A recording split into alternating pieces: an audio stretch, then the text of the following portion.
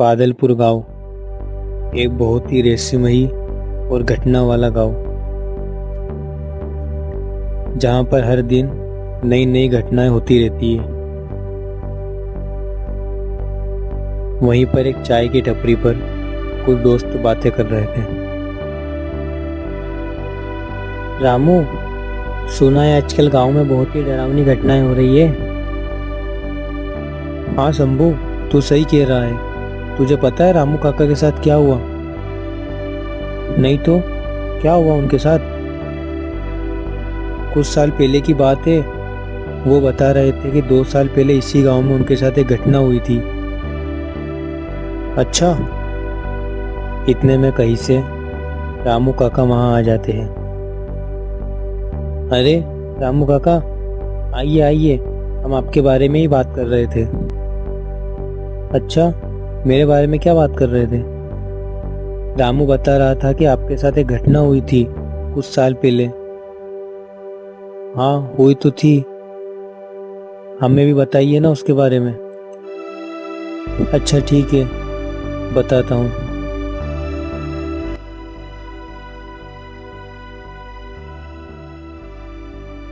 मैं करीब 2 साल पहले मेले में गया था।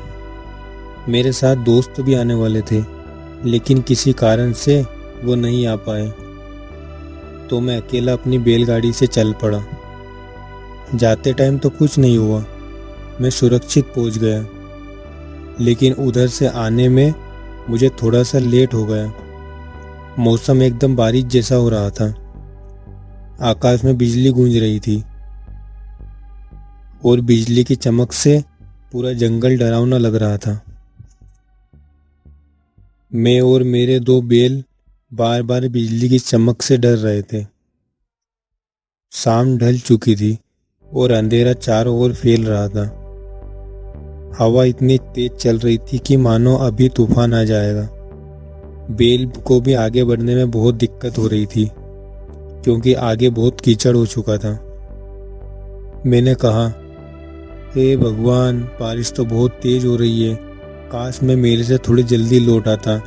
घर वाले भी परेशान हो रहे होंगे। अकेला चलते जा रहा था। बैल भी बहुत मुश्किल से चल पा रहे थे कीचड़ में, और वो जंगल की आवाज़ मुझे डरा रही थी। मैं सोच रहा था आज रात कोई ठहरने की जगह मिल जाए तो बहुत बढ़िया होगा। तभी मुझे अचानक जंगल में एक साइड रोशनी दिखाई देती है और घंटी की आवाज़ सुनाई देती है। मुझे ऐसा लग रहा था कि वहाँ कोई मंदिर है। मैंने सोचा शायद भगवान ने मेरी सुन ली। सामने एक मंदिर दिख रहा है। मंदिर में ही रात बिता लेता हूँ, यहाँ रुकना सुरक्षित रहेगा। सुबह होते ही निकल जाऊँगा, कम से कम भीगने से तो बचूंगा। और बैल भी बहुत थक गए हैं, इनको भी थोड़ा आराम मिलेगा। मैं उस मंदिर की ओर चल पड़ा। वहाँ पहुँचा तो एक पुराना शिव मंदिर दिखाई दिया। मंदिर पत्थर का बना था और काफ़ी पुराना लग रहा था।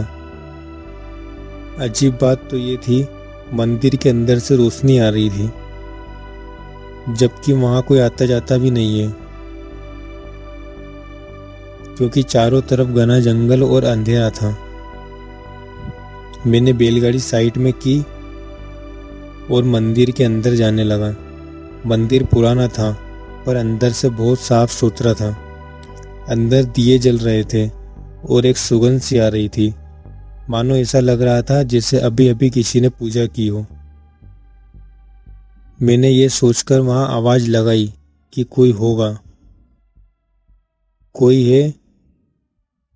है क्या यहाँ? बाहर बहुत बारिश हो रही है, थोड़ी देर रुक जाता हूँ। एक पुजारी आते हैं। उनकी लंबी सफ़ेद दाढ़ी थी और सफ़ेद धोती पहने थे। उनकी आंखें शांत थी, पर चेहरे पर गहरे निशान थे। वो मेरे पास आकर बोलते हैं, आओ बेटा आओ। इस भयानक रात में तुम यहाँ कैसे भटक गए? तुम्हें पता भी नहीं कि ये रास्ता कितना खतरनाक है, और इस रास्ते पर तुम अकेले आ गए। मैंने कहा, महाराज, मैं पास के गांव रामपुर से आ रहा हूँ। आज मेले में गया था घूमने। मेरे दोस्त भी आने वाले थे, लेकिन वो किसी कारण से नहीं आ पाए, इसलिए मैं अकेला आ गया मेले में। और उधर से लौटते वक्त मुझे देर हो गई। सोचा यहाँ कोई मंदिर दिख रहा तो वहाँ रुक जाता हूँ, इसलिए मैं इस मंदिर में आ गया। अगर आपकी इजाज़त हो तो मैं यहाँ रुक जाता हूँ, सुबह होते ही चला जाऊँगा। साधु ने गहरी सांस ली और मुझे कुछ देर तक देखते रहे, फिर बोले, ठहर जाओ बेटा, मंदिर में आए हो तो ये तुम्हारा ही घर है, मैं कैसे मना कर सकता हूँ। लेकिन एक बात याद रखना, आधी रात को मंदिर से बाहर मत निकलना, चाहे कुछ भी हो जाए। कोई आवाज़ दे तब भी, कोई मदद के लिए बुलाए तब भी मत जाना। इस मंदिर की सीमा से बाहर मत होना सुबह तक। मैं एकदम से घबरा गया कि ये पंडित जी ऐसा क्यों बोल रहे हैं। मुझे उनकी बात बहुत अजीब लगी। उनकी बातों से लग रहा था कि वो मजाक नहीं कर रहे हैं, लेकिन मैंने सोचा कि शायद रात में कोई जंगली जानवर आते होंगे, इसीलिए वो मुझे बाहर जाने से मना कर रहे हैं। मैंने कहा, जी पंडित जी, मैं बाहर नहीं जाऊंगा, मैं ध्यान रखूंगा। उन्होंने मुझे एक कोने में बिठा दिया। फिर वे अंदर गए और थाली में मुझे कुछ प्रसाद लाकर दिया और कहने लगे, बेटा यहाँ ज़्यादा कुछ नहीं है, बस ये खा लो और आराम कर लो। मैं पीछे के कमरे में रहता हूँ, अगर कुछ ज़रूरत हो तो आवाज़ लगा देना। इतना कहकर वो चले जाते हैं। मैंने प्रसाद खाया और पानी पी लिया। बाहर अभी भी बारिश हो रही थी। बहुत तेज थकान के कारण मैं सोने लगा, लेकिन मुझे नींद नहीं आ रही थी। मुझे अचानक से एक आवाज़ सुनाई दी।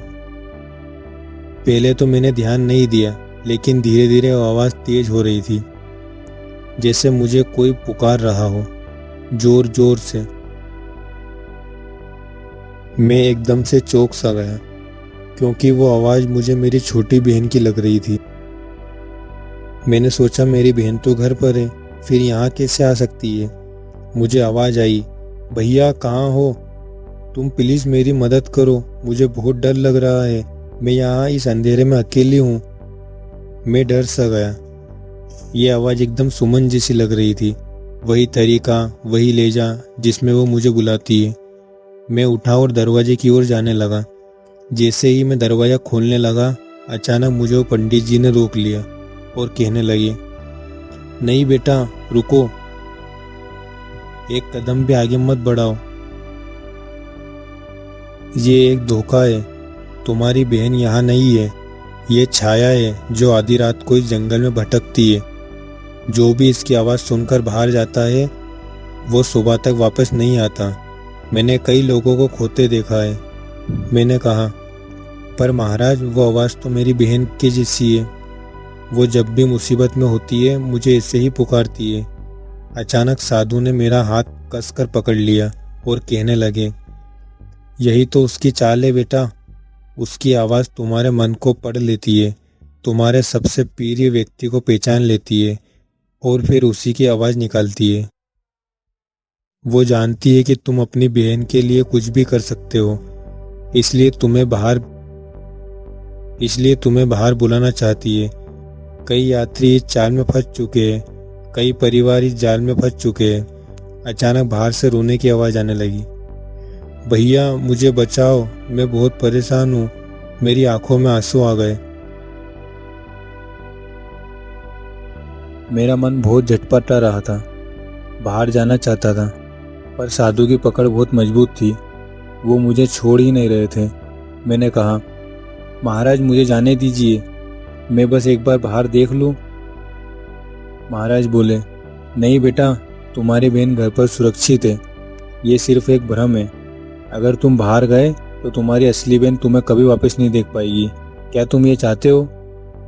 बाबा ने इतना कह के मुझे वापस अंदर खींच लिया और साइड में बैठा दिया। वो शिवलिंग के सामने बैठ गए और जोर जोर से मंत्र जपने लगे, ओम नमः शिवाय, ओम नमः शिवाय। पूरे मंदिर में मंत्र की आवाज़ फैल चुकी थी। धीरे धीरे बाहर की आवाज़ कम होने लगी, पर फिर भी वो पूरी तरह बंद नहीं हुई थी। और बाहर से अचानक आवाज़ आने लगी, तुम मुझे रोक नहीं सकते साधु, मैं वापस आऊँगी, हर रात आऊँगी। और हंसने लगी। साधु बाबा ने मंत्र जपना जारी रखा। उनके माथे पर बहुत पसीना आ गया था और मंदिर एक अलग ही आवाज़ से गूंज रहा था। मैं तो डर के कांपने लगा। कुछ देर बाद बाहर की सारी आवाज़ें बंद हो गई थी, बस बारिश की आवाज़ आ रही थी। साधु ने मंत्र जपना बंद किया और गहरी सांस ली और कहने लगे, अब सो जाओ बेटा, सुबह तक कुछ नहीं होगा, मैं यहीं बैठा रहूँगा। मैं कांपते हुए वापस चटाई पर लेट गया और मेरी आंखों में नींद कहाँ थी। मैं तो डर के मारे कांप रहा था। पूरी रात बाहर जागता रहा। सुबह जब पहली किरण मंदिर में गई तो मैं उठा और बाहर देखा, बारिश रुक चुकी थी। मंदिर के बाहर एक अजीब सा गोल निशान बना हुआ था। ऐसा लग रहा था जैसे कोई चीज घूम रही है। साधु भी मुझे देखकर बाहर आ गए। उन्होंने गहरी सांस ली और निशान की तरफ देखकर बोलने लगे, ये छाया पूरी रात यहाँ घूमती रही, तुम्हें बाहर बुलाने की कोशिश करती रही, पर मंदिर की सीमा के अंदर ये नहीं आ सकती। मैंने कहा, महाराज ये छाया क्या है, यहाँ क्यों है और क्यों लोगों को परेशान करती है? महाराज ने कहा, कई साल पहले ये छाया इस जंगल में आई थी। उसका भाई इसी रास्ते से जा रहा था और वापस नहीं लौटा। वो पूरे जंगल में भटकती रही, चिल्लाती रही। फिर एक रात तूफान में वो खो गई। उसकी आत्मा अभी भी यहाँ भटकती है और वो अपने दुख में दूसरों को भी अपने साथ ले जाना चाहती है। इसलिए वो हर तूफानी रात को आती है और यात्रियों को बुलाती है। साधु की ये बात सुनकर मेरे तो रोंगटे ही खड़े हो गए। महाराज, अगर कल रात आप नहीं रोकते तो मैं तो मर चुका होता। महाराज ने कहा, तो सुबह तक तुम्हारा कोई निशान नहीं बचता, बस तुम्हारी बैलगाड़ी यहाँ खड़ी रह जाती और तुम्हारा परिवार तुम्हारा इंतजार करते रह जाता। मैंने कांपते हाथों से साधु के चरण छुए। मैंने कहा, आपने मेरी जान बचाई महाराज, अगर आप नहीं होते तो पता नहीं क्या होता। महाराज ने कहा, बेटा मेरा कर्तव्य है, यहाँ भगवान शिव का मंदिर है और जो भी यहाँ आता है मैं उसकी रक्षा करता हूँ। अब जाओ, अपने घर जाओ, तुम्हारा परिवार तुम्हारा इंतजार कर रहा होगा।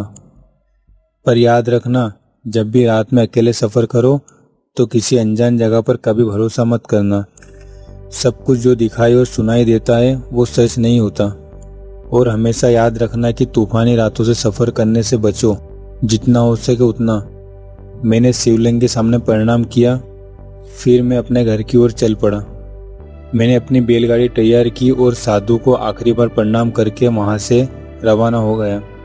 मैं रास्ते भर रात की उस बात को सोचता रहा। वो आवाज़ कितनी अजीब लगी थी। अगर साधु नहीं होते तो शायद आज मैं जिंदा नहीं बचता। बाहर बहुत धूप निकल चुकी थी। दोपहर में मैं अपने घर पहुंच गया। घर पहुंचते ही मैंने सबसे पहले अपनी बहन सुमन को देखा। वो घर के आंगन में खेल रही थी। उसे कुछ नहीं हुआ। मेरी आंखों में आंसू आ गए। मैंने सुमन को गले लगा लिया। वो अचानक से हैरान हो गई। मैंने कहा, सुमन तू ठीक है ना? वो कहने लगी, हाँ भैया मैं ठीक हूँ, लेकिन आप रो क्यों रहे हो, क्या हुआ है? मैंने कहा, नहीं बेटा कुछ नहीं हुआ, तुझे देखकर बहुत अच्छा लग रहा है। उस दिन के बाद मैंने अपने परिवार को सारी घटना सुनाई। उस दिन के बाद सबको पता चल गया कि उस जंगल में क्या होता है। गांव वाले अब उस रास्ते से नहीं जाते और अगर कोई भटक भी जाए तो उसे उस मंदिर का पता बता दिया था ताकि वो वहाँ रात गुजार ले। मैं अब हर महीने उस मंदिर में जाता और साधु बाबा का आशीर्वाद लेता और उनके लिए फल भी लेकर जाता।